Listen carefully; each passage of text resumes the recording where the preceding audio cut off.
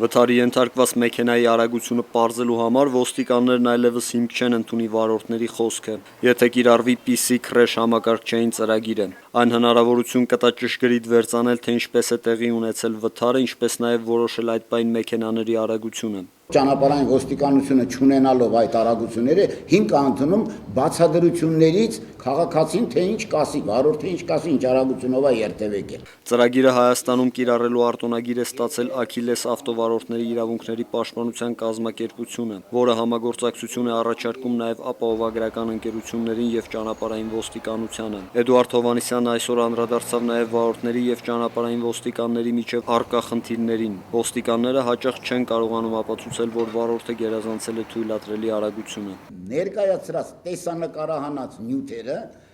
նյութերով հնարավոր չի որոշել, թե որ մեքենան արագությունը գերազանցել։ Եթե չեմ սխալվում, 3 դատ ունենք ավարտված, 3 էլ շահել ենք։ Վարորդ ավտոտեսուչ հարաբերություններում դեռևս խնդիր է ապացուցելը, վարորդն ամրագոտի կապել է թե ոչ։ Գրում է, որ չի ամրակապել եւ ասում է կգնաս դատարան կապացուցես ամրակապվել ես թե չէ։ Այս երևույթի պատճառն ըստ պարոն Հովհաննիսյանի հանրապետությունում մքեցված ապակիներով երթևեկող մեքենաների առատությունն է։